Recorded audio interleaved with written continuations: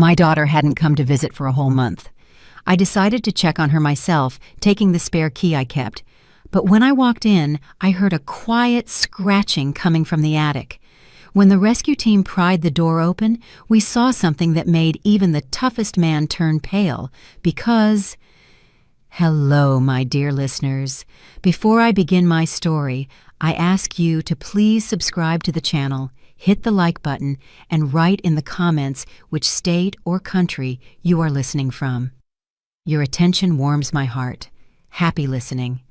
6 months of silence. For me, it wasn't just a number on the calendar, but a thick, viscous air in a house that was once filled with the deep voice of my husband. For 6 months, I woke up alone in our king-size bed, and the first thing I saw was the empty space beside me. Grief doesn't go away with time. No, it just changes shape. From a sharp, cutting stone, it turns into a heavy boulder that you learn to carry in your chest without showing its weight to others. In the morning, I went out into the garden. Ulysses had planted these roses himself. Every morning he would walk around them like a sentry on duty, shaking off the dew, talking to them. Now, that was my job. The air was cool, smelling of damp earth and the last autumn blooms. I carefully snipped a withered bud. Working in the garden was soothing. It gave an illusion of order, an illusion that I could still influence something. Here, among his roses, I felt closer to him. Inside the house, however, the walls pressed in with silence. My only thread connecting me to the world remained my daughter, Zahara. But even that thread had become thin and stretched to the limit lately. After the funeral, she called every day, then less and less often. The conversations became short, businesslike. She no longer asked how I was feeling. She complained about her husband, about work, about the eternal lack of money. I listened, nodded into the receiver, and transferred whatever I could from my pension. I thought she was having a hard time. Youth, stress. I justified her coldness, her inattention. After all, she had lost her father too. And then a month ago, she called late in the evening. Her voice was breaking into hysteria. "Mama, I'm sorry it's so sudden. We need money, urgently, for in surgery." I didn't ask what kind of surgery or why it was so urgent. Inside, everything went cold with maternal fear. My only child, my flesh and blood. I just asked, "How much?" The sum was huge. Almost everything Ulysses and I had put away for our old age, for a rainy day. That rainy day, it seemed, had arrived. In the morning, I withdrew the money from the account and drove it over to her. Zahara met me on the porch, pale, red-eyed. She snatched the envelope, quickly kissed me on the cheek, and mumbled that she had to run to the hospital. The door slammed shut, and I was left standing there on the landing, feeling like an intruder. And so, a month passed, a month of complete, deafening silence. The first week, I didn't call. I didn't want to bother them. I thought she was recovering from the surgery. The second week, I started dialing her number. At first, she didn't pick up. Then, she sent a short text. "Ma, everything's fine. I'll call back." And she didn't. By the third week, her phone was turned off. This morning, standing among my husband's roses, I realized I couldn't sit and wait anymore. It wasn't just fear for her health anymore. Deep in the pit of my stomach, a tight, cold knot began to tie itself. It was a different feeling, similar to what I felt back when I worked as a forensic accountant and saw a perfectly balanced ledger that I knew for a fact was hiding a massive deficit. Everything looked right, but it was fake through and through. I went back into the house. On a hook by the door hung a keychain with a single key, the spare key to her and Jelani's house. I had insisted on having it myself. Just in case, I had said back when they first moved into that house, the one Ulysses and I had put the down payment on, just in case, had arrived. I didn't call Jelani. If something had happened to Zahara, he would have told me himself. And if they had just gone on vacation with my money? No. I pushed that thought away. It was too ugly. The drive to their house took 30 minutes. My hands on the steering wheel were steady. I wasn't nervous. I was driving to do my duty. Inside me, a strange, icy resolve was growing. I had to know the truth, whatever it might be. Their 2-story house in the suburbs looked perfect. The manicured lawn, the clean windows, nothing spoke of trouble. Jelani's car was in the driveway, so he was home. I rang the doorbell. Once, twice, silence. I waited 5 minutes and rang again. No one answered. Then I took out my key. It slid into the lock easily with a quiet click. I pushed the door open. The house greeted me with a cold, curated cleanliness and silence.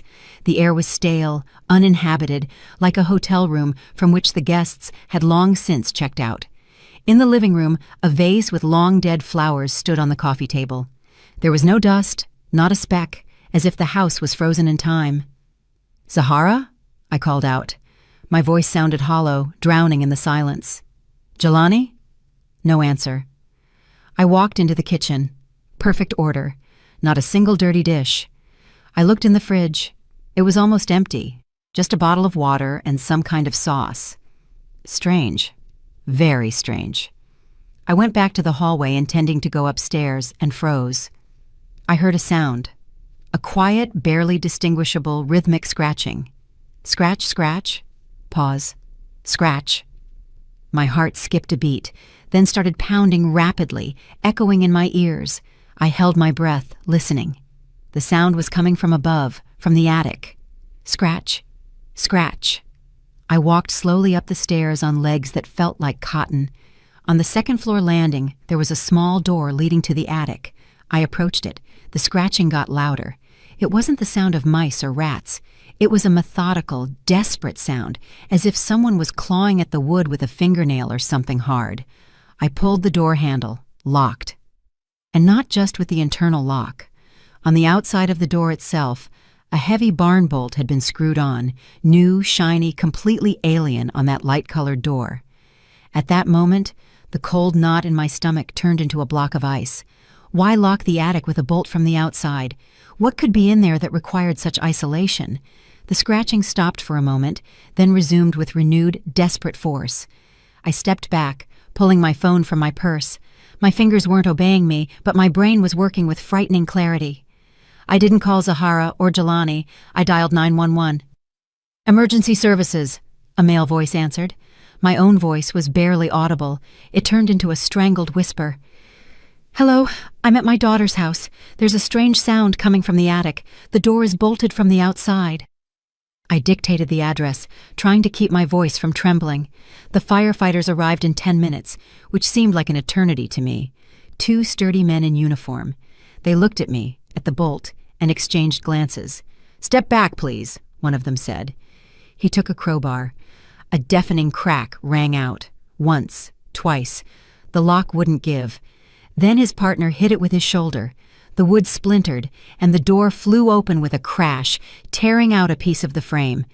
Inside was pitch darkness and a smell. It smelled of sickness, despair, and rot. The firefighter turned on a powerful flashlight.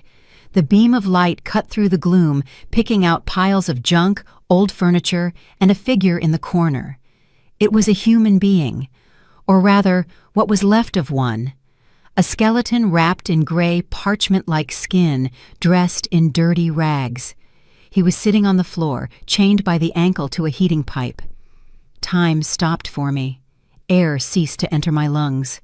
The world narrowed down to that beam of light and the figure within it. And at that moment, the man in the corner slowly, with superhuman effort, turned his head toward the light. A gaunt face covered in gray stubble, sunken eyes in which a weak, almost extinguished spark of consciousness burned, and I recognized him. The firefighter next to me turned pale and cursed through his teeth. And I just stared. I stared at my husband, Ulysses, whom I had buried 6 months ago. The world around me vanished for a moment, collapsed into a ringing void, and then returned with the shouts of the rescuers, with the smell of dust and despair. I took a step forward into the doorway. "Careful!" My voice sounded alien, raspy but surprisingly firm. "Carry him carefully. His head. Support his head." They carried him out on a soft stretcher. that fragile, weightless body that had once been my strong, broad-shouldered husband. I followed, not touching him, afraid he would crumble at my touch. In the ambulance, I sat beside him, never taking my eyes off him. The paramedic was saying something to me, asking questions, but I didn't hear the words.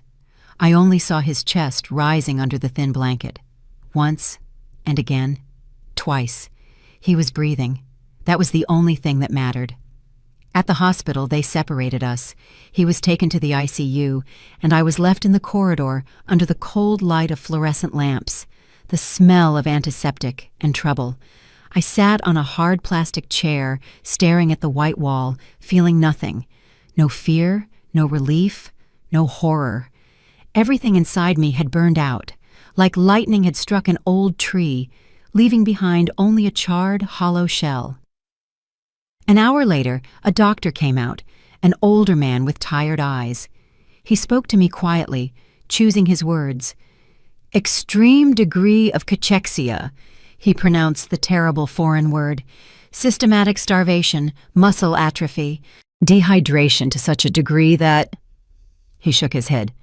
"Your husband is very lucky. A few more days and we wouldn't have been able to do anything." I nodded silently. This wasn't just neglect, the doctor continued, looking intently into my eyes. This was the intentional, methodical deprivation of food and water over many months. The police are already here. They'll want to speak with you. I nodded again. I understood everything. Every word of his wasn't news, but confirmation.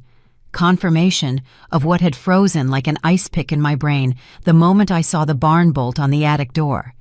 This wasn't an accident. This was slow, calculated murder. When they finally let me into his room, he was sleeping. His large frame, even withered, took up the whole bed. Skin transparent as cigarette paper stretched over his bones. Through an IV, life, a nutrient solution, was slowly dripping into a vein on his arm. The quiet beep of the monitor counted the beats of his weak heart. I sat on the chair by the bed and watched. For 6 months I had mourned him. I remembered the weight of the coffin lid, remembered the smell of incense and lilies in the church. I remembered throwing a handful of cold, damp earth onto the polished wood. Whose ashes had I buried? Whose body had I mourned?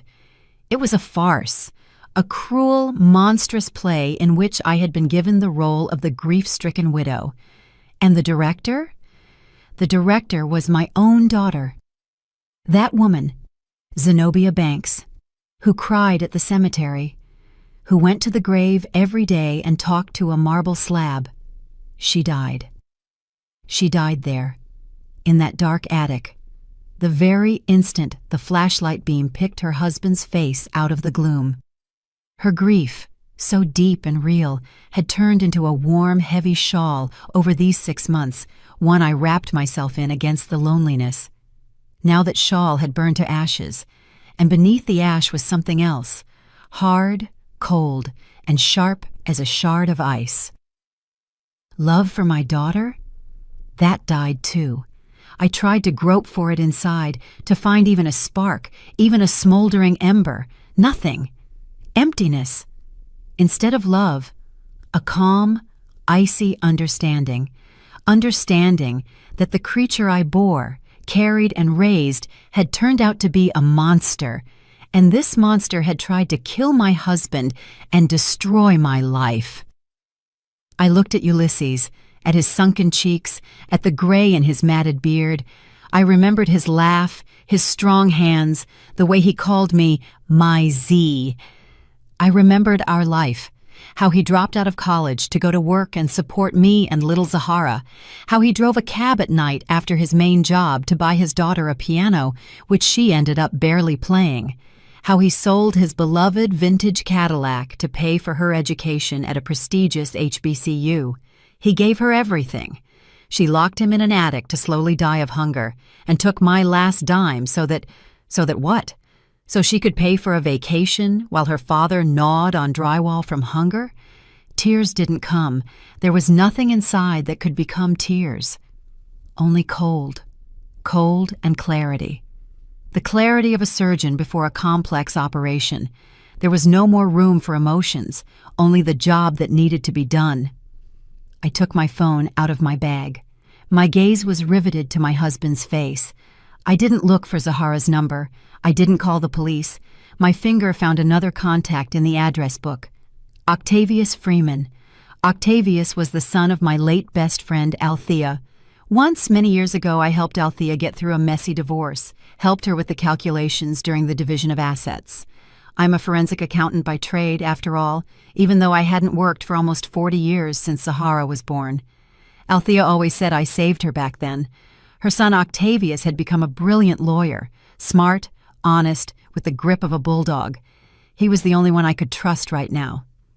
I pressed call. "Mrs. Banks, hello?" Surprise sounded in his voice. We didn't talk often. "Hello, Octavius." My voice was steady, no trembling. "I need your help, urgently." "What happened? Is everything all right?" "Not exactly. Listen to me carefully. We have little time. My husband Ulysses is alive." Deafening silence hung on the other end of the line. "How alive?" he finally squeezed out. "But the funeral." "It's a long story. I'll tell it later. Right now I need you to do a few things without asking questions. Just do them. Can you?" "Yes, of course. Mrs. Banks, go ahead." I took a deep breath, gathering my thoughts into a clear, inexorable sequence. First, immediately, right now, freeze all joint accounts belonging to Ulysses and me. Every single cent. Cards, savings, everything. I'll dictate the passcodes to you now. Understood? Octavius's voice became businesslike and focused. Second, start the procedure to grant me full power of attorney over all my husband's affairs. He is currently in the hospital, incapacitated. I will need access to all his documents, pension accounts, everything. It will take time, but I'll handle everything. A medical report will speed up the process. "It will be done," I said firmly. "And third, most importantly, no one must know that you are doing this, especially my daughter Zahara and her husband. To them, I am a grief-stricken, confused old woman. Let it stay that way." "I understand you, Mrs. Banks." There was steel in Octavius's voice. "Consider it already in motion. I'll be in touch. Hold on." "I'm holding on, Octavius. Thank you." I ended the call. The room was still quiet, only the beep of the equipment and my husband's weak breathing.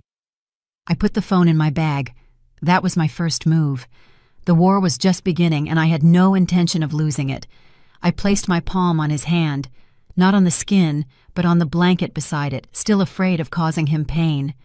I sat like that until morning, and then another day, and another. My life took on a new, harsh rhythm. Morning in my empty apartment, a short, tasteless breakfast, then the bus to the hospital, endless hours on the chair by his bed, conversations with doctors who shook their heads and spoke of insignificant positive dynamics. The evening bus home, a lonely dinner in front of a TV I didn't watch, dreamless sleep. During those days, the police tried to talk to me several times. I answered in monosyllables, pleading shock. "I don't understand anything. I don't know anything." The role of the confused, heartbroken old woman came easily to me. I had played it for so long that it had almost become my second skin. But beneath that skin, armor was already hardening. I waited. I knew they would call. Money, their god, their heir, their only measure of everything. Sooner or later, they would discover the source had run dry. The call came on the fourth day. I was wiping Ulysses's face with a wet cloth when my phone vibrated in my bag. I took it out. The name lighting up the screen used to bring a wave of warmth to me. Baby girl. Now, it evoked nothing. Just information. I let the phone vibrate for a few more seconds, took a deep breath, exhaled, and brought it to my ear. My voice, when I answered, was exactly what it needed to be, weak, cracked, as if I had just woken from a nap. "Hello? Zahara?" "Hey, Mama, hi!" Zahara's voice was unnaturally cheerful, loud. In the background, I could hear the splashing of water and some light foreign music. "How are you doing there? Everything okay?" She wasn't asking. She was stating. a formality that had to be observed before getting to the main point. I imagined her. A lounge chair by a pool with water of an implausibly blue color, huge sunglasses hiding the emptiness in her eyes, a glass in her hand with something cold and expensive. Next to her, her husband Jelani, with the look of a satiated, self-satisfied predator on his face. They were vacationing on money from the life insurance of a man they were starving to death a few yards from their bedroom. "Zahara, baby," I whispered, putting all the senile infirmity I was capable of into my voice. Just getting by. Where are you? It's so noisy." "Oh, Mama. Jelani and I decided to go away for a couple of days just to clear our heads, get some fresh air. We're so tired. You understand?" "Fresh air?" I looked at the tube inserted into my husband's nose. He was breathing with difficulty, too. "Of course, baby, you need to rest." "Mama, listen, there's some kind of problem." Jelani's voice unceremoniously cut into the conversation, irritated, impatient. "I just tried to pay with the card at the restaurant, and they told me, declined. Same thing with Zahara's. Something's up with the bank. Can you look into it?" Here it starts. I closed my eyes, gathering strength for the performance. "With the bank?" I feigned confusion. "Oh, honey, I don't understand any of that. Maybe they have some kind of glitch?" "What kind of glitch?" Jelani scoffed. I heard Zahara whispering something to him, probably asking him to be gentler. "Mama, it's us again," she said, her voice taking on those capricious, demanding notes I had known since her childhood. "Come on, please. It's your main account, daddies. Maybe there's some kind of audit. Call them, say everything is fine. Otherwise, we're sitting here like idiots without money." They weren't just sitting without money. They were sitting in the Maldives. Octavius had sent me a message in the morning. Target acquired. Credit card transactions. 4 Seasons Resort Maldives. Resting, breathing fresh air. "Oh, sweetie, maybe it's that, what do you call it, fraud alert?" I carefully chose my words, as if struggling to remember them. "They told me at the credit union that if there are suddenly unusual expenses from abroad, they might block it for security." "Well, there you go," Zahara exclaimed happily. "So just call them. Confirm it's us. Tell them everything is good." I paused, faking a heavy sigh. "I'll try, of course, baby, but I'm not home right now, and my eyes aren't seeing so well. Looking for those documents. I'll look when I can. Maybe tomorrow?" "Tomorrow?" Jelani exploded. "We have nothing to eat dinner with tonight. Mrs. Banks, can you just pick up the phone and call? It takes 5 minutes." I heard the poorly concealed rage in his voice. The rage of a spoiled master at a slow servant. They didn't see a mother in me. They saw a function, a tool for accessing money. And this tool had malfunctioned, causing their extreme displeasure. I'll try, Jelani," I stammered, adding a note of hurt and fear to my voice. "Don't yell at me, please. My blood pressure will spike. I can barely walk as it is after everything." That was a precise strike.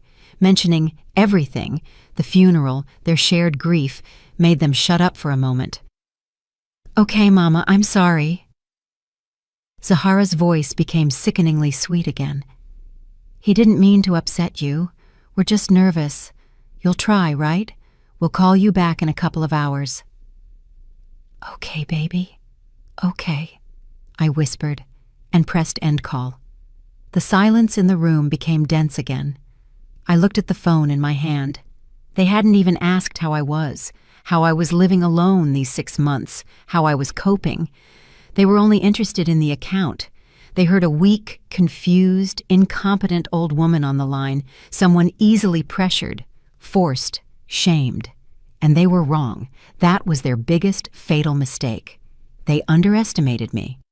They had underestimated me all my life. For them, I was just Mama, a quiet shadow who cooked gumbo, ironed shirts, and was always ready to lend money. They never knew that this quiet shadow was once one of the best auditors in her department, capable of finding the devil in a perfectly balanced report. They decided I was broken, but I had only just begun to reassemble myself. From shards of grief, from ashes of love, from the icy fire of rage. I knew what they would do next.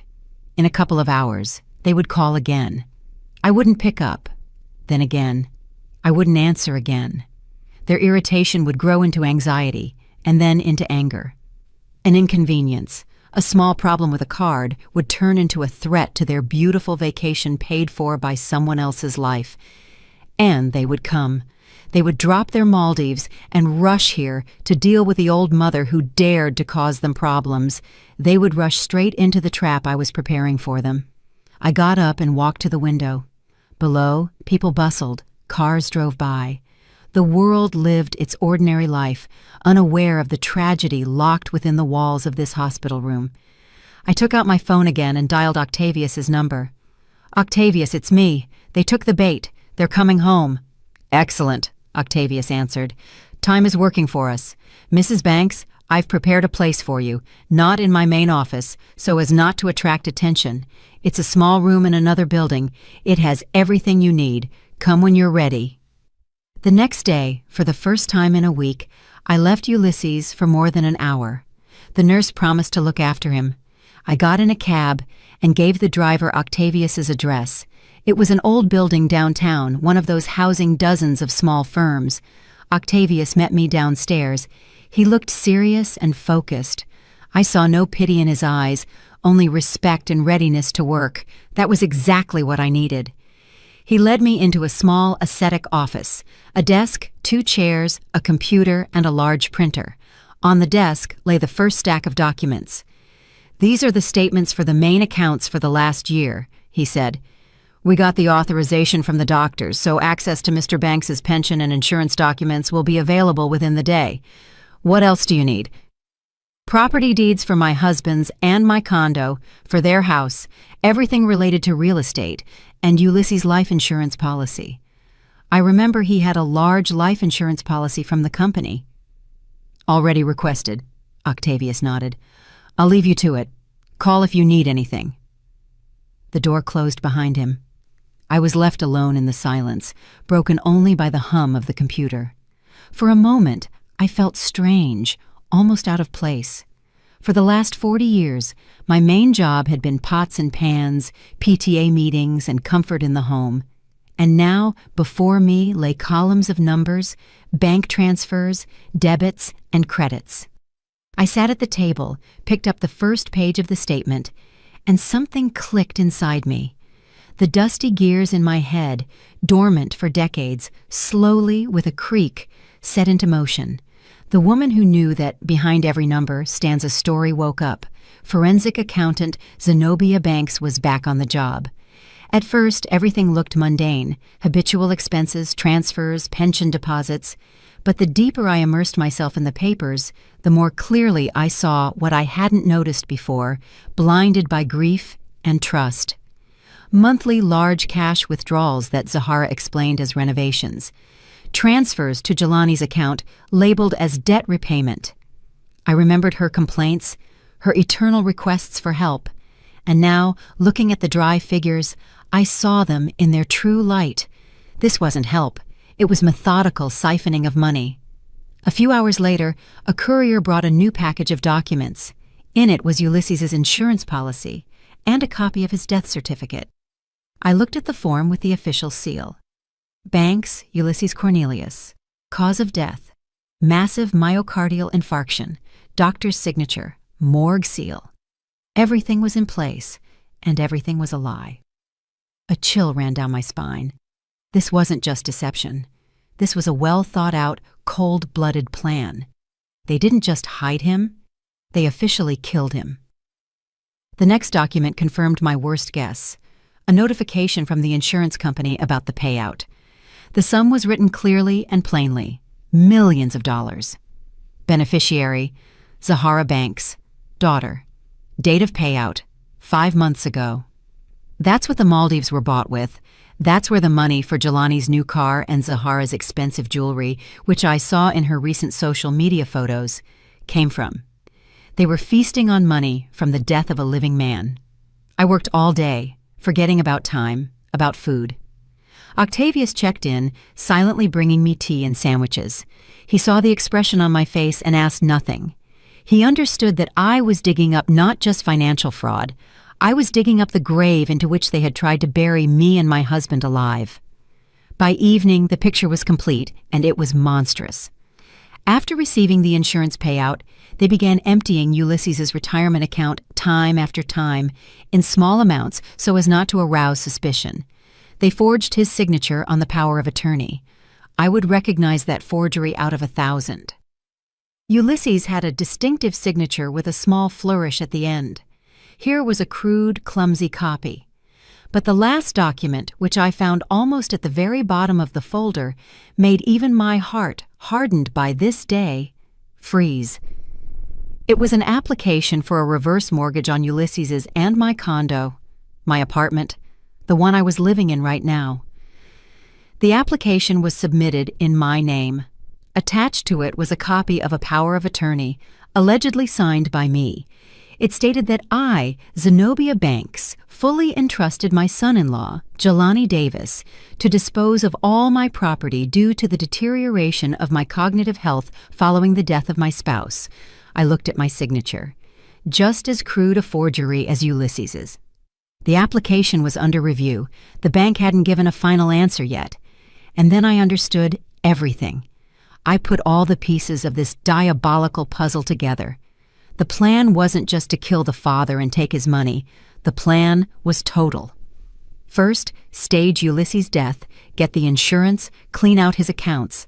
Then, using my grief and senile incompetence, lure the last savings out of me, which they did under the pretext of surgery. The next step? Deprive me of the apartment, the only thing I had left. And then, when I was left penniless and homeless, I could easily be put in a nursing home, proving my total incapacity. And no one would ever listen to a crazy old woman insisting her husband was alive. They weren't just killing him, they were erasing him from life. And then they intended to erase me too. I leaned back in my chair. There wasn't enough air in the room. That quiet, scratching sound I heard in the attic, it wasn't just Ulysses scratching at the door in a desperate attempt to survive. No, it was the sound of them scratching out, scraping away my own future, my life, my memory, my dignity. They wanted to leave behind nothing but scorched earth and money in their accounts. I sat in the silence of the small, dusty office. Outside the window it had gotten dark. The city lit its lights, and inside me another fire lit up, cold white, like the flame of an acetylene torch.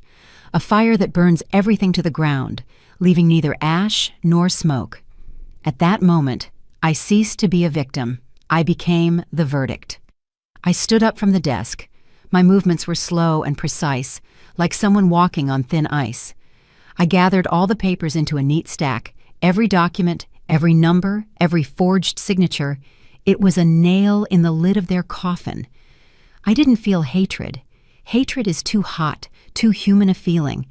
I felt only cold, implacable righteousness. I called Octavius. "It's ready," I said. "I have everything needed. Now it's your turn. Start the mechanism." "Are you sure?" he asked. "There will be no turning back. I have never been so sure in my life. Octavius, do it." They flew in 2 days later, tired, angry, smelling of foreign tropical sun and expensive perfume. The flight from paradise to cold autumn reality had been long and unpleasant. Their phones were silent. I wasn't picking up anymore. Their banking apps showed zeros on all accounts. Their self-satisfaction had been replaced by irritation, and the irritation by poorly concealed anxiety. But they were still sure that this was just an annoying misunderstanding, a stupid bank error, or the senile dementia of a mother who misunderstood something, pressed the wrong button, and was now hiding out of fear. They were riding from the airport in a cab, and Jelani scolded Zahara the whole way. "I told you, you can't trust her with things like this. She's gotten old, confuses everything. We'll get there. Give her a talking to so she doesn't meddle where she's not asked anymore. We'll take all the cards, all the access codes from her. Tell her it's safer that way." Zahara was silent, pursing her lips. She didn't like it when Jelani talked about her mother like that, but she didn't dare object. Besides, deep down, she agreed with him. Her mother had become inconvenient, always sad, always with some petty problems. Of course, she ruined everything. Who else? The taxi stopped at their perfect house. They got out. Jelani dragged the suitcases out of the trunk with a crash. The mood was completely ruined. They would quickly drop off their things and drive to Mama's. They needed to solve this problem once and for all, but something was wrong. The usually impeccably clean front door looked different. Taped right at eye level with Scotch tape was a white envelope. "What the hell?" Jelani muttered, walking closer. He expected to see a flyer or a utility bill, but the envelope was official, thick, with a government seal. He tore it off. Zahara walked up and stood next to him, looking over his shoulder. He tore open the envelope and pulled out a sheet, folded in two. It was a subpoena. Official, strict, regarding the initiation of a criminal case for fraud on an especially large scale. Zahara Banks and Jelani Davis were ordered to appear. The words danced before Jelani's eyes. Criminal case, fraud, special investigator. He reread the text several times, but the meaning didn't change. It wasn't a mistake. "What is this?" Zahara whispered. Her face went as white as the paper in her husband's hands. "Jelani, what is this?" But he didn't answer. His gaze darted lower to the mailbox. Sticking out of the slot was the corner of another envelope made of expensive heavy paper with their bank's logo. He yanked it out. His hands were trembling slightly. Inside was an official notification. Dry, ruthless, bureaucratic language informed them that due to a request from investigative authorities, all assets connected to the name Banks Ulysses Cornelius, including insurance payouts and pension savings, were frozen until the conclusion of the investigation into the case of fraud and document forgery. The blood drained from Jelani's face.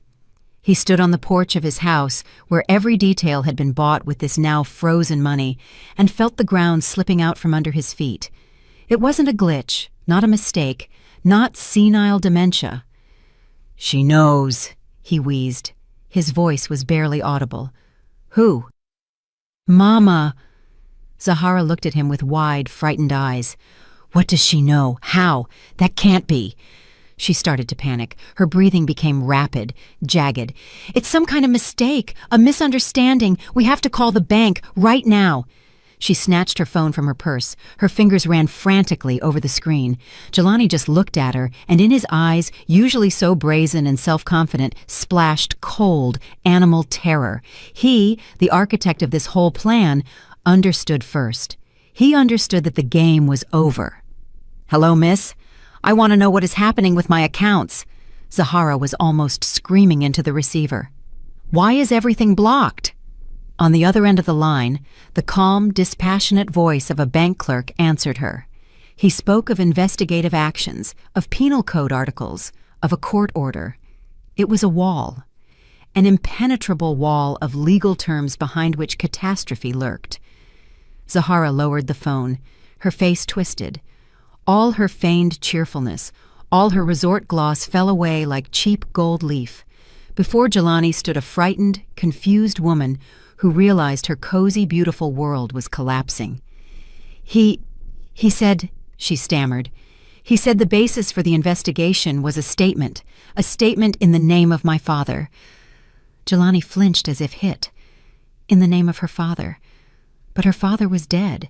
His ashes were in the ground, and the death certificate was in the safe. That meant... Their eyes met, and in that moment, they both understood. They understood everything. That her mother hadn't just learned about the money, she had learned about the attic. Their arrogance, their irritation, their haughtiness, it all evaporated without a trace. In its place came sticky, primal fear, the fear of beasts cornered. They were no longer masters of the situation, they were prey, and the hunter had already sprung the trap.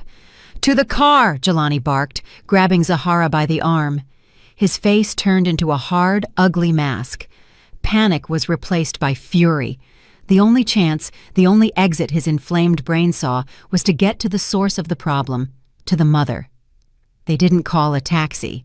Jelani got behind the wheel of his car, the very one sitting in the driveway as a symbol of their success. He drove like a madman, taking off sharply, cutting off other cars, flying through yellow lights. Zahara sat next to him, clutching the dashboard and muttering something incoherent. "We'll explain everything to her. Tell her it was a mistake, that we wanted what was best. She's Mama, she'll understand, she'll forgive." But this wasn't hope. It was an incantation, an attempt to talk away the reality rushing at them like an oncoming train. During the short, insane drive, a plan matured in their heads, a plan of desperation. Play on pity, cry, blame, scream about their grief, about how hard it was for them after Dad's death, how they couldn't cope.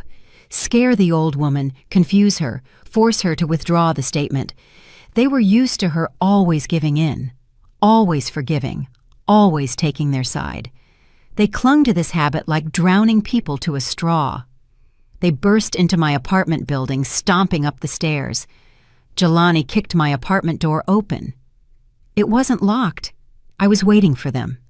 They froze on the threshold, breathing heavily, and I was sitting at the kitchen table, calmly. Right in front of me stood a teapot, a thin curl of steam rising from its spout, a cup of tea, a saucer with lemon, a picture of domestic comfort and peace. An idol they had come to destroy. But the idol was deceptive. Next to me, at the same table, sat 3 others. On one side, Octavius in a sharp suit with a folder in his hands. His face was impenetrable. On the other side, 2 men in plain clothes. Their poses were relaxed, but their gazes were sharp, attentive, the gazes of people who know how to wait and see the essence. For a moment, silence hung in the hallway. Zahara and Jelani looked at this scene, and their pre-rehearsed aggression cracked. This wasn't what they expected. They expected to see a frightened, crying old woman who could be broken in 5 minutes. Instead, they saw a tribunal. But it was too late to retreat. Zahara, like an actress, walking onto the stage, after a disastrous first act, took a step forward and began her performance. "Mama!" Her voice rang with fake, hysterical pain. "What have you done? What does all this mean?" She rushed toward the table, but stopped a couple of steps away, as if hitting an invisible wall. Tears gushed from her eyes, real hot tears of fear and rage. "Do you even understand what you've done? We just started to recover after Daddy's death. It hurts us so much, and you accuse us of something? You set the police on us? For what? For taking money that Daddy would have left us anyway?" She spoke, and her voice got louder and louder, breaking into a scream. It was a stream of accusations, complaints, reproaches. She spoke of her sleepless nights, her depression, how she missed her father. She said that I, her own mother, had betrayed her, stabbed her in the back at the hardest moment. I remained silent. I just looked at her. I let her speak her piece, let her empty her entire arsenal of lies and manipulation. The men at the table were silent too. Octavius didn't flinch. They all watched this one-woman theater, and there wasn't a drop of sympathy in their eyes. Zahara spoke for a long time. She let it all out. When the words ran out, she fell silent, breathing heavily, waiting for a reaction, expecting that I would now burst into tears too, start apologizing, justifying myself, that everything would be as always. The pause dragged on. The silence in the kitchen became dense, heavy. The only sound was the ticking of the old clock on the wall. The clock Ulysses gave me for our silver anniversary. Tick-tock, tick-tock, counting down the last seconds of their freedom. Finally, when her ragged breathing leveled out, I spoke. My voice was quiet, but in that silence it sounded like the strike of a bell. There was no pain in it, no anger, no resentment. There was nothing. Emptiness. I looked straight into my daughter's tear-stained eyes. My gaze was hard and flat, like the granite slab on that fake grave. "I was at your house, Zahara." One simple sentence, but it made her flinch as if she had been slapped. Her face froze. I paused slightly, letting the words sink into her consciousness, and then added the second phrase, and this phrase destroyed her world completely. "Your father is asking to see you." Zahara's face turned to stone. Her eyes, just full of tears, widened in horror. She slowly turned her head toward Jelani, looking for salvation in him, support, an explanation, but his face was even scarier. The mask of self-satisfied irritation had slipped off, revealing a cold, calculating player who realized he had lost one game and immediately started another, even dirtier one. "So, you found him," Jelani said. It wasn't a question. He stepped forward, pushing Zahara behind his back. He was taking the game upon himself. "Well, that simplifies a lot of things, but you see the picture completely wrong." He spoke calmly, almost confidentially, addressing not me, but the two detectives. His voice exuded reasonableness and concern. This was his last, most monstrous card. "About a year ago, Mr. Banks had a massive stroke. We didn't want to tell you, Mrs. Banks." He threw a glance at me full of fake sympathy. "We didn't want to upset you. You were already fragile. After the stroke, he changed. He started having fits of uncontrollable aggression. He became dangerous to himself and others." I listened to this stream of lies, and nothing stirred within me. I was just a spectator. He lunged at Zahara, tried to hit me several times. We called doctors, but they just threw up their hands. Dementia, they said, an aggressive form. We didn't know what to do. Put our own father in a psych ward? We couldn't. Noble notes rang in his voice. We decided to care for him ourselves, but his condition worsened. He started running away from home. We were afraid he would harm you, Mama. He constantly talked about you, threatened. He paused, letting his lie sink in. Zahara, standing behind him, began to play along. She sobbed, covering her face. The picture was turning out almost perfect. Two exhausted, loving children forced to take extreme measures to protect a maddened father and a weak mother. "The attic," Jelani pronounced the word with a heavy sigh. "It was a last resort. We set up a room there, brought him food, water, but he refused to eat, threw plates at us. We were forced to lock the door so he wouldn't break out and cause trouble. We did it for your own safety, Mrs. Banks. We wanted to protect you from his anger." Now he turned to me. His gaze was oily with feigned compassion. "And now I see that the illness, alas, has touched you too. Your memory, it's failing you. You don't remember his attacks, his threats. And this gentleman," he nodded toward Octavius, "is obviously taking advantage of your condition, manipulating an elderly, sick woman to get hold of her money. It's obvious." The lie was complete, flawless in its vileness. They were trying to kill two birds with one stone, justify their actions, and declare me insane, and Octavius a fraud. It was their final gambit, desperate, dirty, and as they thought, foolproof. After all, who would believe an old woman with signs of dementia when her own caring children testified against her? Silence reigned in the kitchen again. Jelani stood with the look of a man who had just presented irrefutable evidence. Zahara cried quietly at his shoulder. But it was too late. Their words, however convincing they seemed, shattered against the rock I had been building so carefully all these days. The older detective, a gray-haired man with tired but very attentive eyes who hadn't uttered a word until then, slowly coughed. He didn't look at Jelani. He looked at me, then at Octavius, and nodded slightly. Then, just as slowly, he reached for the folder lying before him on the table, opened it, and neatly, without a single wasted movement, slid it across the table toward Jelani. "Familiarize yourself, please," he said in an even, colorless voice. The folder stopped right in front of them. The top sheet was the first one. It was the medical report from the hospital. Several pages covered in cramped medical handwriting. There wasn't a word about a stroke, not a word about dementia. But there were other words: cachexia, muscle dystrophy due to prolonged starvation, critical dehydration. And the final key phrase: patient is fully conscious, oriented in time and space, speech is coherent, cognitive functions are unimpaired. Jelani's face began to change. Confidence was sliding off him like a melting mask. The detective, not changing his tone, continued, "Your father has already given a preliminary statement, Mr. Davis. He remembers everything." He turned the page. The next document was my work. Neatly compiled spreadsheets, movement of funds and accounts, copies of bank withdrawal slips, all the operations they performed while their father was dying of hunger. Next to every large transaction, a note was made in red pen. Tour to Maldives. Car purchase, Audi Q7. Cartier jewelry store. My accountant's handwriting, clear and ruthless, turned their luxurious life into an indictment. The corner of Jelani's mouth twitched. Zahara stopped crying and stared at the papers with stupefied horror. The detective turned another page.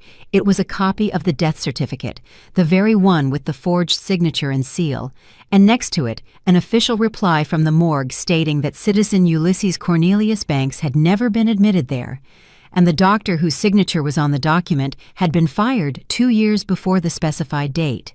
And the last sheet, a copy of my application to the bank withdrawing the reverse mortgage request, and the conclusion of a handwriting analysis confirming that the signatures on the powers of attorney, both mine and Ulysses, were crude forgeries. The detective closed the folder. Dead silence stood in the kitchen. Their last lie hadn't just failed. It had become the most weighty proof of their guilt. It confirmed not just their greed but their cold, calculating mind, their ability to lie while looking you in the eye, their absolute, boundless cruelty. Their final gambit had sealed their fate. Davis, Jelani Marcus, Banks, Zahara Denise, the detective said in the same calm voice, rising from the table. His partner stood up too. "You are under arrest on suspicion of committing crimes provided for by statutes." He began listing the numbers of the statutes: attempted murder, fraud on an especially large scale, forgery of documents, reckless endangerment. And I just sat and watched them, watched as cold steel bracelets clicked shut on the wrists of my only daughter, my flesh and blood. She didn't cry. She just looked at me with empty, uncomprehending eyes as she was led away. There was no remorse in her gaze, only bewilderment. Like a little girl caught stealing a piece of candy who couldn't understand why the punishment turned out to be so disproportionately cruel. She never understood that she hadn't stolen candy. She had stolen a life. When the door closed behind them, I remained sitting at the table. Octavius silently poured me some fresh tea. I took a sip. It was bitter and scalding. The war was over. I had won, but there were ruins in my soul. 9 months passed. Exactly enough time to carry and give birth to a new life, or to bury an old one and start another. The trial was short. The evidence base Octavius and I collected was irrefutable. Zahara and Jelani received long sentences. Their names were no longer spoken in my apartment. I put their photographs in the bottom drawer of the dresser. Not with anger, no. Just as one puts away the belongings of a deceased person so they don't reopen the wound. My daughter died to me the day I saw the bolt on the attic door. Everything that happened after was just the processing of the death certificate. Ulysses was slowly recovering. The doctors had performed a miracle. He was still weak, moving in a wheelchair, but his mind was clear and sharp as before. Physically, he had aged 20 years, but the familiar, slightly mocking glint appeared in his eyes again. He was transferred to a good rehabilitation center outside the city, a quiet, peaceful place with a pine forest and caring staff. I visited him every day. We walked in the park. I pushed his wheelchair along paths strewn with pine needles. We didn't talk about what happened, not once, as if we had silently agreed to leave that horror behind in that past life. Instead, we talked about books he was reading, about politics, reminisced about our youth, our first dates, funny incidents from life. We were getting to know each other anew, like two old people who miraculously survived a shipwreck and ended up on the same desert island. And on this island, it was just the two of us. Our big family house, the one Ulysses and I built together, the one where Zahara grew up and where every corner held memories. I sold it. I couldn't live there anymore. Too many ghosts, too much pain. Instead, I bought a small, bright condo in a new building on a high floor with huge windows and a balcony overlooking the whole city. Today, for the first time, I didn't go to see Ulysses. He had procedures, and I decided to dedicate the day to myself. The morning was sunny, rare for this autumn. I brewed myself coffee, not instant like before, but freshly ground in a French press, and stepped out onto the balcony. The city below hummed, living its turbulent, eternal life. Cars flowed along the avenues like blood through arteries. People hurried about their business, and I stood above this bustle, in my quiet haven, and felt calm. For the first time in many, many years, I felt not anxiety, not grief, not duty, but specifically calmness, deep, clear, like water in a forest lake. I was no longer just a mother, not a widow, not a victim. All these roles, like old worn-out clothes, were cast off. Only I remained. On the small table on the balcony lay a tablet. I picked it up, sat in a comfortable chair. Open on the screen was not a TV show and not a news feed. It was a textbook. Modern Methods of Financial Audit, Software and Data Analysis. A few weeks ago, I signed up for online continuing education courses. I decided to reinstate my CPA license. The world had moved far ahead since I last balanced debits and credits, but the basics remain the same. And logic, the ability to see the essence behind the numbers. It's like riding a bicycle. Once you learn, you never forget. I read about new programs, about big data analysis methods, and the dusty gears in my head, which I had started with such difficulty 9 months ago, now turned easily and without squeaking. I felt my brain, occupied for a long time only with recipes and household problems, greedily absorbing new information. I felt myself returning to me, to that young, ambitious Zenobia who could sit up all night over reports, getting almost physical pleasure from how order and truth are born from the chaos of numbers. I didn't know if I would work in my new specialty. Maybe I'll do some small consulting. Or maybe I just need this for myself. To prove to myself that life doesn't end at 68, that it doesn't end at all, until you decide to put a period on it yourself. I took a sip of coffee. It was delicious. The sun warmed my face. The city made noise below. And at that moment, looking at a complex formula on the tablet screen, I smiled for the first time in a long, long time. Not with a forced, polite smile, but a real one. Quiet, light, coming from the very depths of my soul. I wasn't just a survivor. I was Zenobia Banks, and I was just getting started. Did you like the story, and which city are you listening from? Let's meet in the comments. If you like the story, you can support me by sending a super thanks so I can keep bringing more stories like this. Thank you so much for your sweet support. I'm looking forward to your comments on the story. On the screen, you can see 2 new life stories that I highly recommend. There's so much more on my channel. Don't forget to subscribe. See you in the next life story with love and respect.